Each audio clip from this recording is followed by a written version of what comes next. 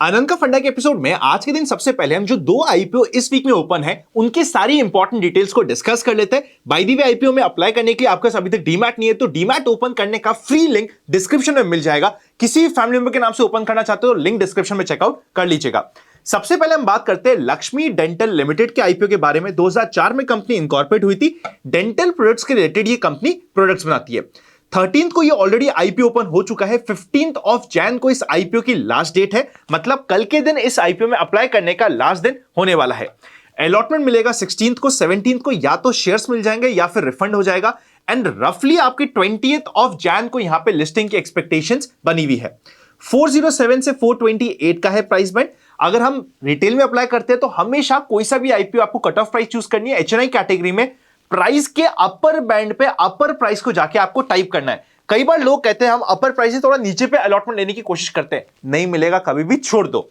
698 करोड़ का total IPO है, जिसमें से सिर्फ 138 करोड़ का है फ्रेश इशू, 560 करोड़ का है ओएफएस। मतलब अच्छा खासा माल ओनर्स अपना बेच के निकल रहे हैं। जो इस कंप्लीट आईपीओ के लिए सबसे बड़ा नेगेटिव जो मुझे दिख रहा था वो यही था। रिटेल में 33 शेयर्स का एक लॉट है 14,124 रुपीस का। एचएनआई में आपको अप्लाई करना पड़ेगा 15 लॉट्स के लिए एचएनआई स्मॉल और मिनिमम 71 लॉट्स के लिए अगर आपको एचएनआई बिग कैटेगरी में जाना है तो। फाइनेंशियल्स पे नजर डाले तो 2022-2023 कंपनी का लॉस में था। 2024 और 2025 जो खत्म होगा दोनों अच्छे खासे प्रॉफिट में बढ़ चुका है। मतलब अगर हम बिल्कुल रीसेंट डेटा देखेंगे तो कंपनी में एकदम से प्रॉफिटेबिलिटी बढ़ गई है और अब आज के दिन इसका आरओई हो चुका है 78% का। पर at the same time company की बोरिंग से 40 करोड़ की, मतलब कंपनी ने लोन लिया, लोन को इफेक्टिवली यूज किया और इफेक्टिवली यूज करने की वजह से अचानक से इनकी प्रॉफिटेबिलिटी बढ़ी है। पर रिटर्न ऑन कैपिटल एम्प्लॉयड जो एक्चुअल सीन दिखा रहा है वो पता चल रहा है रफली 19.97 का यहां पे रिटर्न ऑन कैपिटल एम्प्लॉयड है। पी रेशियो निकल के आ रहा है 51 का, ईपीएस है 8.27 का। पी रेशियो वैसे देखा जाएगा ना, पोस्ट आईपीओ 51 का हो रहा है, प्री आईपीओ 87 का है। पी रेशियो में थोड़ा सा डिबेट आपको चल सकती है, किसी को लग सकता है ये महंगा है, किसी को लग सकता है सस्ता है, क्योंकि इनका जो अकेला कॉम्पिटिटिव कंपनी है उसका नाम है पॉली मेडक्योर जो काफी अच्छा परफॉर्म कर चुकी है और उसकी वजह से इसका पी रेशियो है 94 का। पीयर्स के कंपैरिजन में आपको लग सकता है ठीक वैल्यूएशन है। आई वुड से अभी के मार्केट में जो जिटरीनेस हो रखी है उसे देखते हुए इसका valuation is on the higher side. मैं ये नहीं बोलूंगा बहुत महंगा है, पर रीजनेबल, या एक होता है ना कि बहुत अच्छा खासा स्कोप हमारे लिए छोड़ दिया, वैसा कुछ नहीं है। अभी तक अगर हम इसके सब्सक्रिप्शन की बात करेंगे तो अच्छा खासा आ चुका है। रिटेल ऑलरेडी 25 गुना से ज्यादा ओवर सब्सक्राइब हो चुका है। एचएनआई कैटेगरी 30 गुना से ज्यादा ओवर सब्सक्राइब हो चुकी है। इस सिनेरियो में इस आईपीओ में अप्लाई करने के लिए बेस्ट कैटेगरी होती है एचएनआई बिग की। अगर हमारे पास फंड्स लिमिटेड है तो एक नाम से एचएनआई बिग, बाकी सभी नाम से रिटेल, इसके लिए बेस्ट कॉम्बिनेशन हो जाता है। As per sources grey market premium चल रहा है रफली 30% के आसपास का। मतलब यहां पे ग्रे मार्केट की बात मानी जाए तो 30% के लिस्टिंग की गेन की एक्सपेक्टेशन से मेरा पर्सनल माइंडसेट मानी जाए तो इस आईपीओ में रफली लिस्टिंग गेन की एक्सपेक्टेशंस बन रही है 10 से 15% की। उसके ऊपर जितना मिल जाए उतना मार्केट के मूल माहौल पर डिपेंड करता है।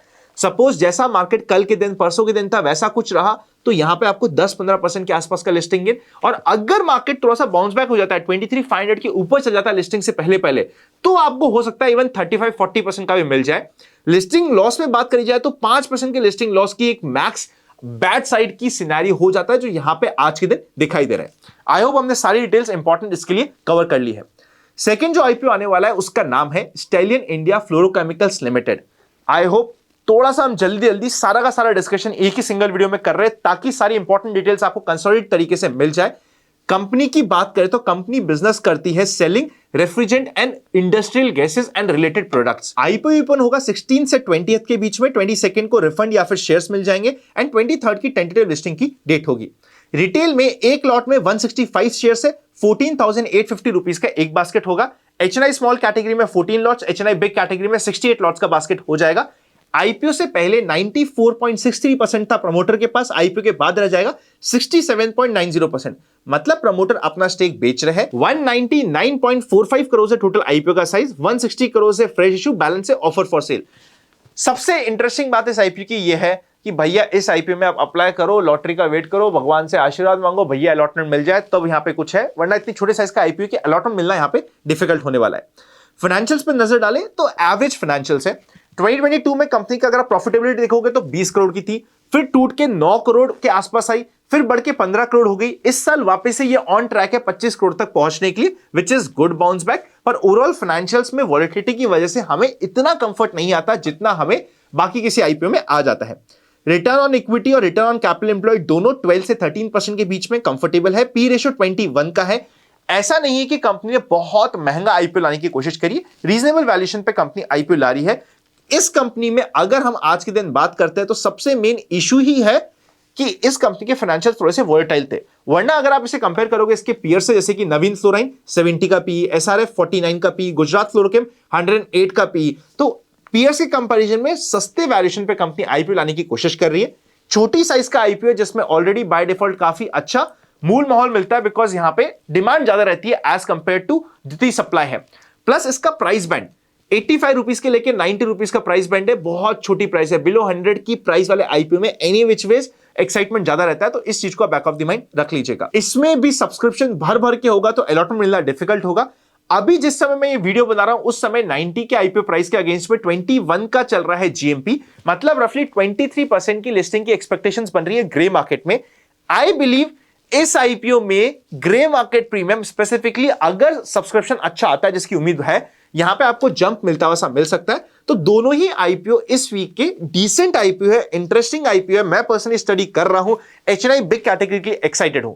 आपका क्या डिसीजन बन रहा है कमेंट कर दीजिएगा। काम करने से पहले अपने फाइनेंशियल एडवाइजर से डिस्कस करके एडवाइस लेना मत भूलिएगा। चलिए चलते हैं हमारे नेक्स्ट पार्ट पे, जिसका नाम है एक्सपेक्टेशंस फ्रॉम टुमारोज मार्केट। कल के मार्केट के एक्सपेक्टेशंस की बात करें तो पुट कॉल रेशियो 0.80 के आसपास है, कंफर्टेबल है। एट द सेम टाइम अगर आप एफआईएस और डीआईएस को देखोगे तो मंथली बेसिस पे एफआईएस रेगुलरली बेचते जा रहे हैं और डीआईएस परचेस करते जा रहे हैं। पर अगर मार्केट को एक लंबी रैली के लिए सस्टेन होना है तो एफआईएस का वापस से एंट्री करना will be important. Daily basis पे देखोगे तो कल भी मार्केट में 5000 करोड़ का माल एफआईएस बेच के गए थे, ऑल्दो डीआईएस ने 8000 करोड़ का बेचा था। पर अब यहां पे ये लोग भी थक जाएंगे इवेंचुअली अगर एफआईएस वापस से नहीं रुकते, तो इसे बैक ऑफ द माइंड रख लीजिएगा। अभी मार्केट में ना एक लाइन में मैं आपको समझाता हूं कल की एक्सपेक्टेशंस क्या है। बाय द वे अगर वीडियो को लाइक नहीं किया तो कर दीजिएगा, एटलीस्ट हम चाहते हैं कि 5000 लाइक्स तो हमें वीडियो पे मिलने ही चाहिए। माइंडसेट समझिए, अगर मार्केट किसी एक डायरेक्शन में जा रहा है, सपोज करते हैं बढ़ता जा रहा है, तो जो रिवर्सल आता है वो रफली 2.5 दिन का फंडा वहां पे अप्लाई होता है। एटलीस्ट 2.5 दिन का रिवर्सल आता है, फिर वापस से इनिशियल डायरेक्शन पकड़ता है। इन दी सेम वे अगर मार्केट रेगुलरली टूट रहा है, रिवर्सल एटलीस्ट 2.5 दिन का तो आना चाहिए। और अगर ये 2.5 दिन का रिवर्सल भी नहीं आता, मतलब जो इनिशियल ट्रेंड था वो बहुत स्ट्रांग था। इसका कंक्लूजन ये होता है कि कल के दिन अननेसेसरी शॉर्ट में मार्केट में नहीं करूंगा। यहां पे कल भी हमने यही बात करी थी, बाय द वे अगर आपने कल का वीडियो देखा, हमने वहां पे क्रैश लिखा था टाइटल पे, बट अंदर यही बात करी थी कि जिस लेवल पे हम खड़े हैं ना, यहां पे शॉर्ट करना रिस्क रिवॉर्ड रेशियो फेवर में नहीं है। आपकी पोजीशंस फटी हुई है, यहां पे काटने में आपको लगेगा कि यार मेरे बेचते मार्केट में रैली आ जाती है, बाउंस बैक आ जाता है। आई होप आपको याद होगा। अब यहां पे देखिए 23,050 हमारे लिए डू एंड डाई लेवल होना चाहिए। इसके ऊपर अभी आपको कोई भी शॉर्ट की बात मैं पर्सनली यहां पे नहीं करूंगा, ये इंपॉर्टेंट है। अगर आप यहां पे चेकआउट करोगे ना, अगर मार्केट गैप डाउन हो जाए, फ्लैट ओपन होकर इस रेंज को ब्रेक कर दे या फिर इसके ऊपर चले जाए, तीनों ही सिचुएशन में एक बार इंपॉर्टेंट होगा 23,250 के ऊपर क्या मार्केट जा पाता है, इसको देखना। और बाउंस बैक के लिए कल के दिन स्टडी किया जाएगा। कल या तो मार्केट मूव दे जाए या फिर रेंज में कंसोलिडेट कर जाए, मुझे दोनों में ही दिक्कत नहीं है। पर अगर ये रेंज नीचे की साइड तोड़ता है तो मतलब जो इनिशियल ट्रेंड था वो बहुत स्ट्रांग था। आपको और सावधान होने, अपनी पोजीशंस में लेवरेज पे ध्यान रखना जरूरी होगा। बैंक निफ्टी में बात करें इन दी सेम वे, बिल्कुल सेम सिमिलर डिस्कशन है, बहुत सिंपल सा डिस्कशन है। 48,200 का लेवल होता है, 300 का लेवल होता है, जिसके ऊपर हम तेजी की बात करेंगे। चाहे हल्का फुल्का गैप डाउन हो जाए, फ्लैट ओपन हो जाए या गैप अप हो जाए, तीनों ही सिचुएशन में अगर ये नेक्स्ट स्विंग काटता है तो यहां पे 49,000 के ऊपर रैली की रेडीनेस रहेगी। 49,000 एक इमीडिएट रेजिस्टेंस रहेगा। लॉजिकल सिचुएशन में कल के दिन या तो मार्केट थोड़ा ठीक करे या कंसोलिडेट कर जाए या एटलीस्ट अपने सपोर्ट को ना तोड़े, विल बी इंपॉर्टेंट ये डिसाइड करने के लिए कि ये रैली कितनी बाउंस बैक आ सकता है, कहां तक आपको पेन नहीं होगा, इस चीज को ध्यान देने में। आज के मार्केट की सबसे अच्छी बात यह कि आज आपका पोर्टफोलियो बड़ा है। देखो आज निफ्टी चाहे ½ % ही बढ़ा हो, बैंक निफ्टी चाहे 1.5% ही बढ़ा हो, पर आपका पोर्टफोलियो 2-2.5% से ऊपर बढ़ा है, बिकॉज ब्रॉडर मार्केट अच्छा किया था ओपन में और क्लोज होते और अच्छा हो गया, which is a good sign. जब भी हम बाउंस बैक या डेड कैट बाउंस की बात करते हैं, उसको बैक ऑफ द माइंड रखते हुए। आई होप ये बहुत सिंपल सा एनालिसिस था, आपको मजा आया होगा। मजा आए तो लाइक कर दीजिएगा। एक काफी इंपॉर्टेंट वीडियो अभी आपकी स्क्रीन पे आ रहा है, चेकआउट करे बिना मत जाइएगा। Happy learning and I will see you very soon.